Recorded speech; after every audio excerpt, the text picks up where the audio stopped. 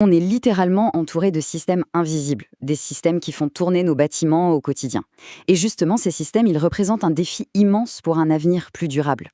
Que ce soit dans les bureaux, les hôtels ou les écoles, le contrôle du climat, c'est essentiel, bien sûr, mais c'est aussi un vrai gouffre énergétique. Alors, la question c'est comment on peut allier le confort moderne et la responsabilité écologique.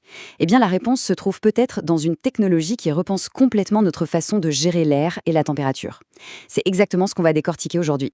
Mais avant de parler de solutions, il faut bien cerner le problème. Et le problème, avec les bâtiments modernes, c'est leur appétit, leur soif d'énergie qui est juste insatiable.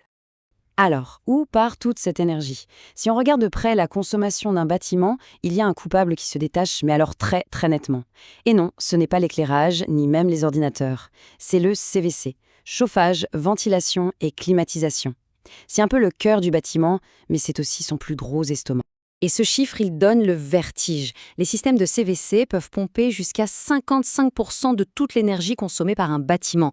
Il faut s'arrêter une seconde là-dessus. Plus de la moitié de l'électricité d'un immeuble de bureau sert uniquement à chauffer, refroidir et ventiler. Ça en fait donc la cible numéro 1 pour quiconque cherche à améliorer l'efficacité énergétique. Ce défi énergétique, ça a lancé une véritable course à l'innovation. Avec la montée en puissance de certifications mondiales comme EDGE, qui vise l'excellence en matière de conception pour une meilleure efficacité, les architectes et les promoteurs ne se contentent plus de construire. Non, ils cherchent à construire intelligemment, à atteindre des objectifs de durabilité vraiment ambitieux et à trouver les technologies qui peuvent rendre tout ça possible. Et justement, face à ce défi colossal, une nouvelle génération de technologies est en train d'émerger. Une solution qui promet de tout changer en intégrant tout en un. Alors le voilà, le fameux VMF. Ça veut dire Variable Multi-Fluid Flow. Pour faire simple, c'est une pompe à chaleur RO conçue pour les bâtiments commerciaux. Mais là où c'est vraiment innovant, c'est son approche tout en un. Au lieu d'avoir plein de machines différentes, le VMF regroupe plusieurs fonctions CVC essentielles en une seule et même unité, super intelligente et intégrée. L'analogie du couteau suisse, elle est juste parfaite ici. Un système VMF, c'est 6 fonctions vitales en une seule. Il s'occupe du chauffage et du refroidissement, bien sûr, mais aussi de produire l'eau chaude sanitaire, de gérer la ventilation avec 100% d'air neuf, de contrôler l'humidité et, cerise sur le gâteau, il intègre son propre système de gestion d'énergie. C'est une consolidation massive de technologies. Et cette comparaison visuelle, elle est hyper parlante. D'un côté, une seule boîte, le VMF. De l'autre, le chaos d'un système traditionnel. Avec ses unités de condensation dehors, ses grosses centrales de traitement d'air, ses déshumidificateurs, ses chaudières, le VMF ne fait pas que remplacer ces équipements, il les intègre de façon beaucoup plus efficace et beaucoup plus compacte. D'accord, mais comment est-ce qu'une seule machine peut faire le travail de 4 ou 5 autres et en plus le faire de manière bien plus efficace? Le secret, il est dans une ingénierie vraiment, vraiment maligne. Le secret, c'est la récupération d'énergie intelligente.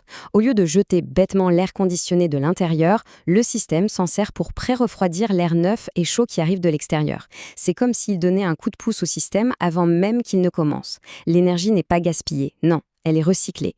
Du coup, les compresseurs forcent beaucoup, beaucoup moins. C'est vraiment l'un des piliers de son efficacité.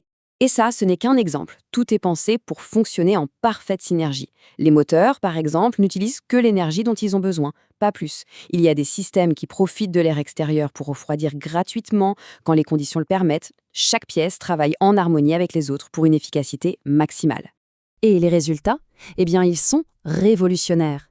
On parle d'une réduction de la consommation d'énergie qui peut aller jusqu'à 100% dans certains cas par rapport au système classique. Et la puissance demandée au réseau électrique, elle est réduite de 50 à 75%. Ce ne sont pas des petites améliorations, là. Ce sont des chiffres qui transforment complètement l'équation économique d'un bâtiment. Pour mettre ça en perspective, les pros mesurent l'efficacité avec des indices comme le COP ou l'ERR. En gros, ça mesure combien on obtient de chauffage ou de froid pour chaque unité d'énergie qu'on consomme. Des valeurs qui dépassent 5 ou 6, comme on le voit ici, c'est juste exceptionnel. Ça pulvérise les standards des systèmes conventionnels et ça se traduit directement par des factures d'énergie beaucoup, beaucoup plus basses. L'efficacité énergétique, c'est crucial, on est d'accord. Mais quid de l'expérience des gens à l'intérieur du bâtiment? C'est là que le VMF marque encore un point majeur. Ça, c'est peut-être l'un des avantages les plus importants pour la santé et le bien-être. Les systèmes traditionnels, souvent, ils ne font que recycler l'air intérieur en boucle. Le VMF, lui, amène un flux constant d'air 100% neuf qui vient de l'extérieur et qui est ensuite traité. Pas de recirculation, ça veut dire un air plus pur et un environnement bien plus sain. La différence, on la voit aussi à l'intérieur des pièces. D'un côté, on a l'unité intérieure super discrète et élégante qu'on utilise avec un système VMF. De l'autre, ce qu'elle remplace, les bons vieux ventiloconvecteurs. Souvent bruyants, ils soufflent de l'air et créent des courants d'air assez désagréables. Le point clé, c'est vraiment le confort. Comme il n'y a pas de ventilateur dans les pièces, le fonctionnement est quasi silencieux. La température est constante, finit les courants d'air dans la nuque, l'humidité est contrôlée, et il y a un avantage énorme pour la sécurité et la maintenance, il n'y a pas de gaz réfrigérant qui circule dans les bureaux, juste de l'eau. Et donc, pas de filtre à nettoyer ou de drain à entretenir à l'intérieur. Bon, revenons un peu à la vision d'ensemble. Comment toutes ces caractéristiques s'intègrent dans le grand mouvement de l'architecture durable? Cette citation, elle résume parfaitement le contexte actuel. On est dans une période où la durabilité, ce n'est plus une option, c'est une exigence. Et des technologies comme le VMF, ce sont les outils qui permettent à cette nouvelle ère de conception durable de devenir une réalité concrète. Et voilà comment une seule technologie peut cocher autant de cases pour une certification exigeante comme EDGE, en intégrant le chauffage, le refroidissement, la ventilation et la production d'eau chaude de manière ultra efficace.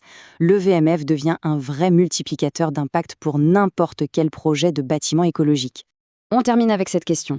Face aux défis énergétiques et à la demande qui grandit pour des environnements plus sains, plus confortables, l'approche fragmentée du passé, elle semble de moins en moins viable.